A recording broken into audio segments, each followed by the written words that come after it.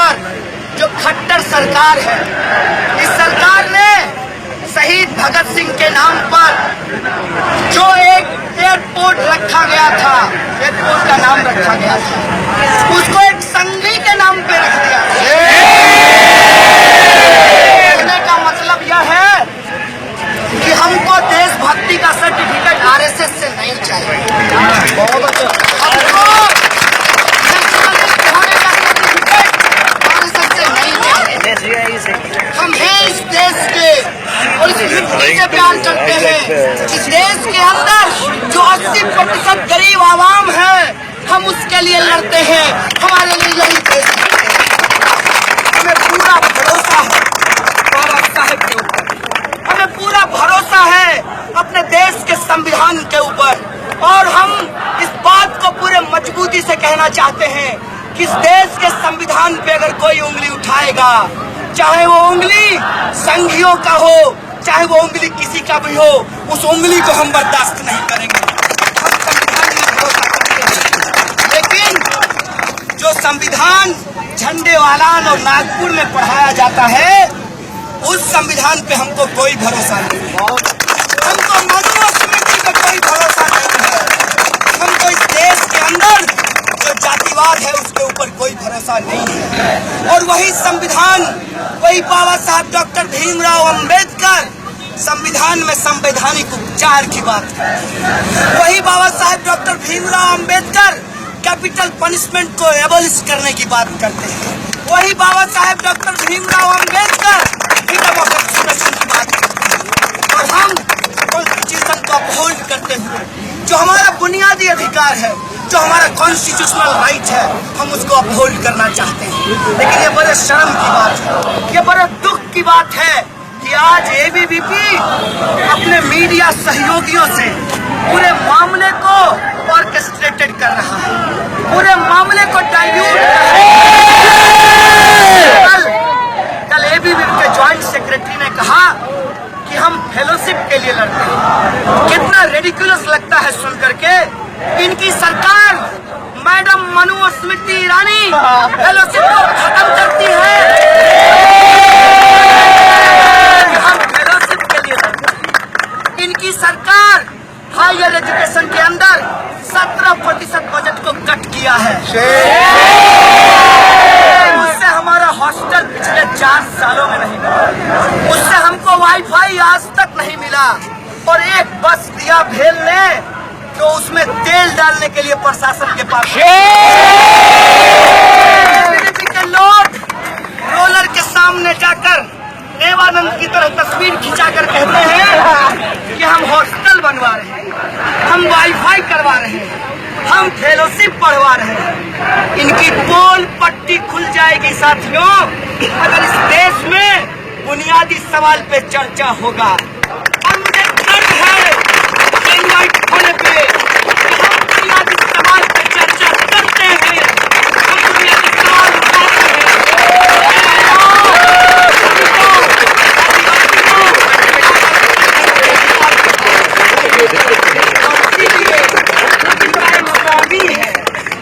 वो स्वामी कहता है कि जेएनयू में जिहादी रहते हैं, कहता है कि जेएनयू के लोग हिंसा फैलाते हैं। मैं जेएनयू से चैलेंज करना चाहता हूँ आरएसएस के विचारकों को कि बुलाओ और करो हमारे साथ डिबेट। हम करना चाहते हैं हिंसा के कॉन्सेप्ट पे डिबेट, और हम सवाल खड़ा करना चाहते हैं।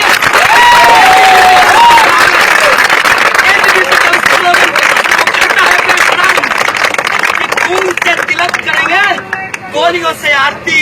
किसका खून बहाना चाहते हो इस मुल्क में तुम? चाहते हो इस मुल्क में तुमने गोलियां चलाई हैं अंग्रेजों के साथ मिलकर।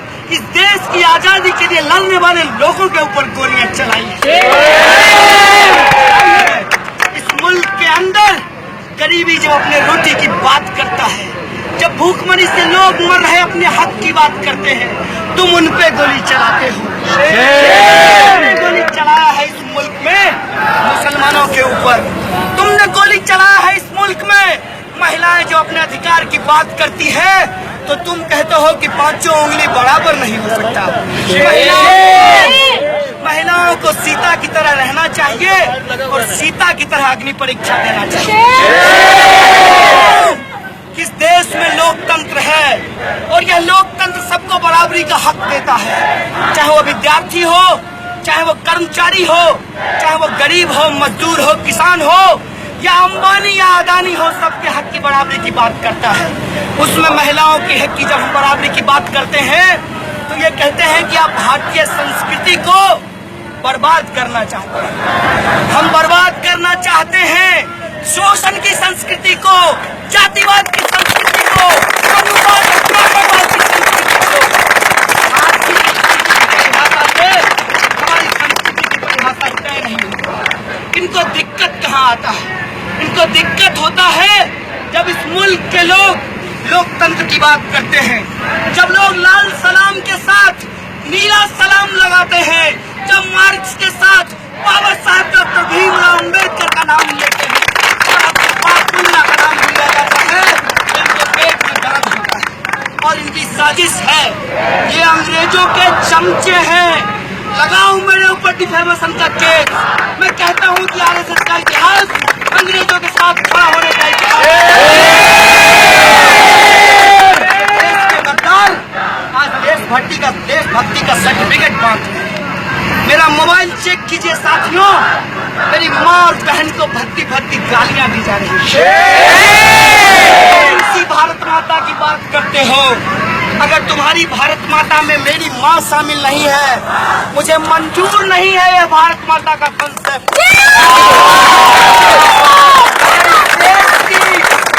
महिलाएं जो गरीब हैं, मजदूर हैं, मेरी माँ आंगनबाड़ी सेविका है, 3000 से हमारा परिवार चलता है और ये उसके खिलाफ गालियां दे रहा है। मुझे शर्म है इस देश के अंदर जो गरीब मजदूर दलित किसान हैं, उनकी माताएं भारत माता नहीं है। मैं कहूँगा जय भारत के माताओं की जय, पिताओं की जय, माताओं बहनों की जय, किसानों मजदूरों गरीबों आदिवासियों की जय। मैं कहूँगा में हिम्मत है तो बोलो इनकलाब जिंदाबाद, बोलो भगत सिंह जिंदाबाद, बोलो सुखदेव जिंदाबाद, बोलो अशफाकुल्लाह खान जिंदाबाद, बोलो बाबा साहब जिंदाबाद। तब हम मानेंगे इस देश में भरोसा करते हैं। और तुम बाबा साहब का 125वीं जयंती मनाने का नाटक कर रहे हो। है तुम में हिम्मत तो सवाल उठाओ, जिसको सवाल बाबा साहब डॉक्टर भीमराव अम्बेडकर ने उठाया कि इस देश के अंदर जातिवाद सबसे बड़ी समस्या है। बोलो जातिवाद के ऊपर लाओ रिजर्वेशन, प्राइवेट सेक्टर में रिजर्वेशन लाओ, तमाम जगह रिजर्वेशन को लागू करो। सवाल है तब मानेंगे कि तुमको मीडिया चलाएगा नहीं है। देश कभी नहीं था और कभी नहीं हो सकता। कोई देश अगर बनता है तो वहाँ के लोगों से बनता है। अगर देश की अवधारणा में लोगों के लिए जगह नहीं है, गरीब मजदूरों के लिए जगह नहीं है और देश नहीं है। कल मैं टीवी डिबेट में ये बात बोल रहा था दीपक चौरसिया जी को, चौरसिया जी ये गंभीर समय है, इस बात को याद रखिएगा। अगर मुल्क में फांसीबाज जिस तरीके से आ रहा है, मीडिया भी सुरक्षित नहीं रहने वाली है। उसके भी स्क्रिप्ट लिख करके आएंगे संघ के ऑफिस से, और उसके भी स्क्रिप्ट लिख करके आते थे कभी इंदिरा गांधी के समय में कांग्रेस की ऑफिस से। इस बात को याद रखिएगा। और अगर आप सच में इस देश में देशभक्ति दिखाना चाहते हैं, कुछ मीडिया के साथी कह रहे थे कि हमारे टैक्स के पैसे से, सब्सिडी के पैसे से जेएनयू चलता है। हाँ, सच है कि टैक्स के पैसे से चलता है, सच है कि सब्सिडी के पैसे से चलता है। लेकिन ये सवाल खड़ा करना चाहते हैं कि यूनिवर्सिटी होता किस लिए है? यूनिवर्सिटी होता है कि समाज के अंदर जो कॉमन कंसाइंस है, कोट एंड कोट, उसका क्रिटिकल एनालिसिस किया जाए, अगर यूनिवर्सिटी के काम में फेल है, कोई देश नहीं बनेगा, उस देश में कोई लोग शामिल नहीं होंगे और देश होगा सिर्फ और सिर्फ पूंजीपतियों के लिए चारागाह होगा, सिर्फ और सिर्फ लूट और शोषण का चारागाह बन करके रह जाएगा। अगर देश के अंदर लोगों की जो संस्कृति है, लोगों की जो मान्यताएं हैं, लोगों का जो अधिकार है, हम उसको शामिल नहीं करेंगे, उससे देश नहीं बनेगा। हम साथ पूरी तरीके से खड़े हैं और उस सपने के साथ खड़े हैं जिसको भगत सिंह और बाबा साहब भीमराव अम्बेडकर ने लिखा। हम उस सपने के साथ खड़े हैं, सबको बराबरी का हक दिया जाए। हम उस सपने के साथ खड़े हैं, सबको जीने का हक हो, सबको खाने पीने और रहने का हक हो। उस सपने के साथ खड़े हैं और उस सपने के साथ खड़ा होने के लिए रोहित ने अपना जान गंवाया है। लेकिन मैं कहना चाहता हूं इन संघियों को, लानत है तुम्हारी सरकार पर और चुनौती है मुझे केंद्र सरकार को कि आप रोहित के मामले में जो किया है वो जेएनयू में हम नहीं होने देंगे।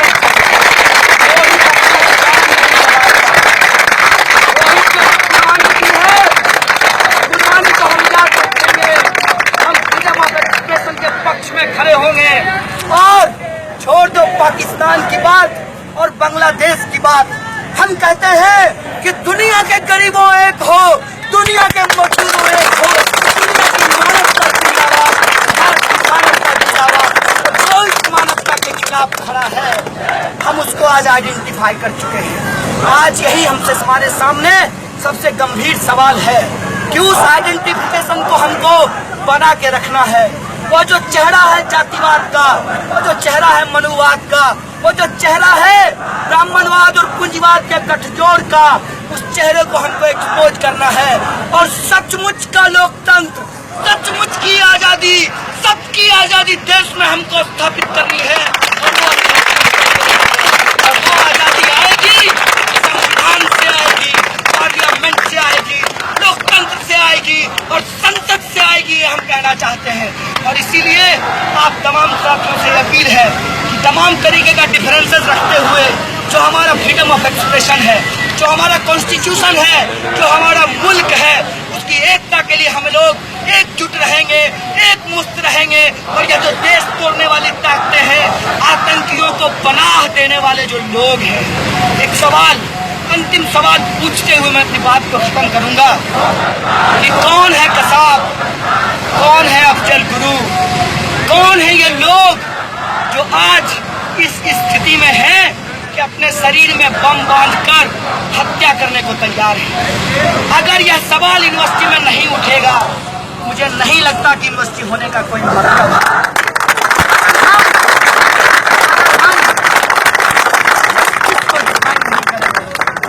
अगर हम वायलेंस को डिफाइन नहीं करेंगे, कैसे आप वायलेंस को देखते हैं? वायलेंस सिर्फ यही नहीं होता है कि हम बंदूक लेकर किसी को मार दें। वायलेंस यह भी होता है कि संविधान में जो दलितों को अधिकार दिया गया है, वो अधिकार जेएनयू प्रशासन देने से मना करता है।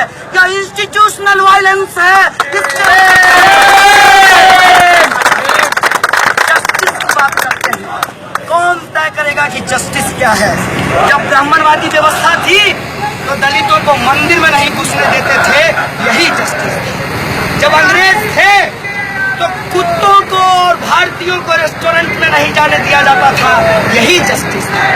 इस जस्टिस को हमने चैलेंज किया और हम आज भी एबीवीपी और आरएसएस के जस्टिस को चैलेंज करते हैं।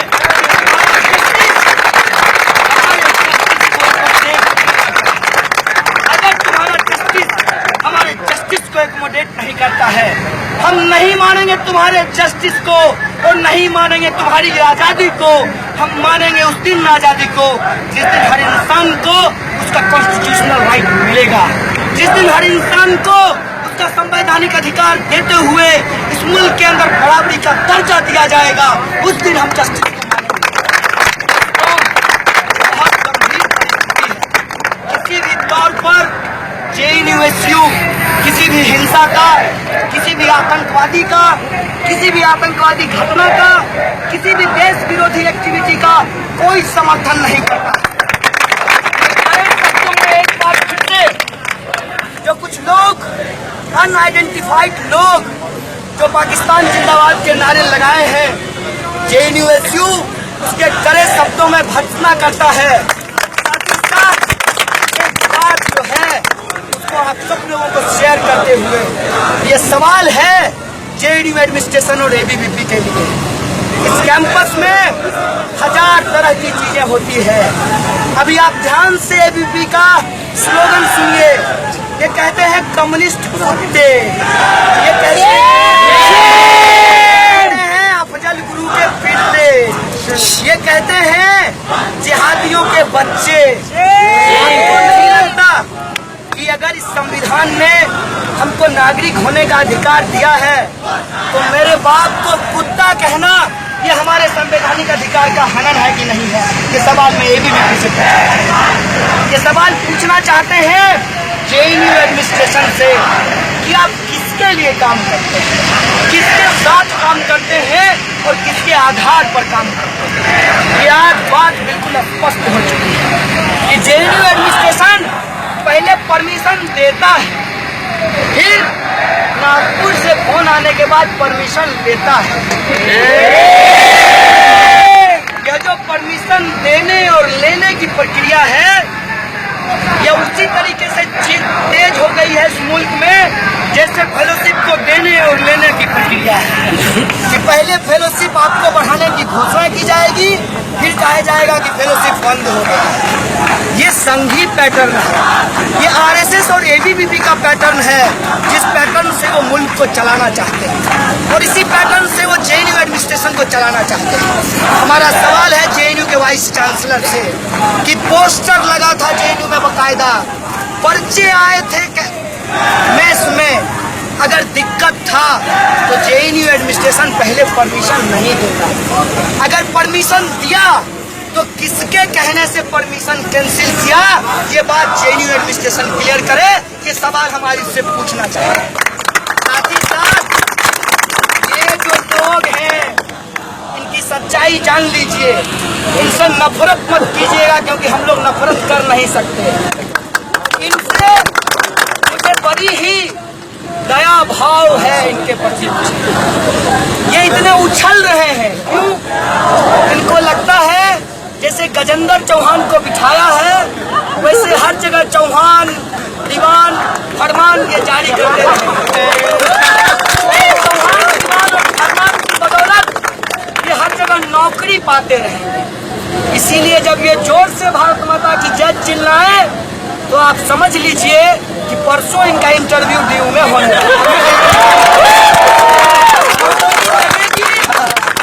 नौकरी लगेगी, देशभक्ति पीछे छूट, नौकरी लगेगी, भारत माता का कोई ख्याल नहीं, नौकरी लगेगी, तिरंगा को तो इन्होंने कभी माना ही नहीं, भगवा झंडा भी नहीं खाया।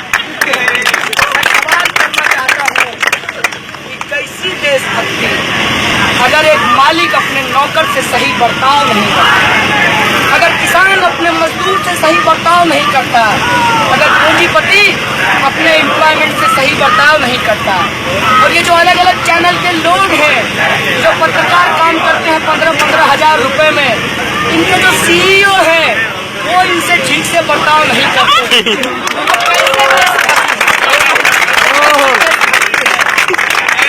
देशभक्ति भारत पाकिस्तान के मैच पे खत्म कर, इसीलिए जब रोड पे निकलते हैं तो केले वाले के साथ बदतमीजी से बात करते हैं। केला वाला कहता है साहब 40 रुपए दर्जन, कहते हैं भक्त तुम लोग लूट रहे हैं 30 का दे दो। तो केला वाला अगर जिस दिन पलट करके बोल देगा तुम सबसे बड़े लुटेरे हो, करोड़ों लूट रहे हो, तो कह देंगे कि ये देशद्रोही है।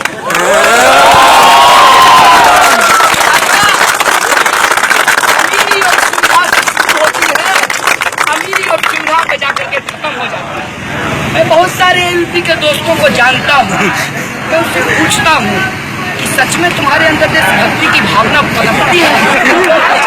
वो कहता है भैया क्या करें, 5 साल की सरकार है, 2 साल खत्म हो गया है, 3 साल का टॉक टाइम बचा है, जो करना है इसी में कर डालना।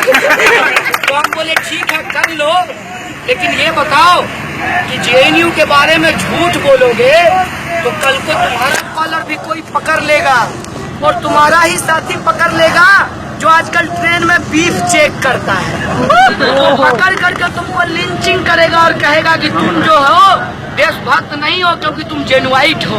इसका खतरा समझते हो? बोला इसका तो समझते हैं भैया, इसीलिए हम लोग JNU शटडाउन का जो हैशटैग है उसका विरोध कर रहे हैं। हमने कहा बहुत बढ़िया है भाई साहब, पहले JNU हैशटैग के लिए माहौल बनाओ, फिर उसका विरोध करो। क्योंकि रहना तो जेएनयू में ही है ना। इसीलिए मैं आप तमाम जेएनयू के लोगों से कहना चाहता हूँ कि अभी चुनाव होगा मार्च में और एबीवीपी के लोग ओम का झंडा लगाकर आपके पास आएंगे तो उनसे पूछिएगा कि हम देशद्रोही हैं, हम जिहादी आतंकवादी हैं, हमारा वोट लेकर के तुम भी देशद्रोही हो जाओ। जरूर पूछिएगा। अब ये कहेंगे कि नहीं नहीं आप लोग नहीं है, वो कुछ लोग थे। तो हम कहेंगे कि वो कुछ लोग थे, ये बात तो तुमने मीडिया में नहीं कही, तुम्हारा वाइस चांसलर नहीं बोला और तुम्हारा रजिस्ट्रार भी नहीं बोल रहा है। और वो कुछ लोग भी तो कह रहे हैं कि हम पाकिस्तान जिंदाबाद नहीं लगाए। वो कुछ लोग भी तो कह रहे हैं कि हम आतंकवाद के पक्ष में नहीं है। वो कुछ लोग भी तो कह रहे हैं कि हमारा परमिशन देकर के परमिशन कैंसिल कर दिया, ये हमारे डेमोक्रेटिक राइट के ऊपर अटैक है। वो कुछ लोग हैं जो कह रहे हैं कि अगर इस देश के अंदर कहीं लड़ाई लड़ी जा रही है तो उसके समर्थन में हम खड़ा होंगे। इतनी बात इनके पाले पड़ने वाली नहीं है, लेकिन मुझे पूरा भरोसा है कि यहाँ ये जो लोग इतने शॉर्ट नोटिस पे आए हैं उनके पाले पड़ रहा है और वो लोग इस कैंपस के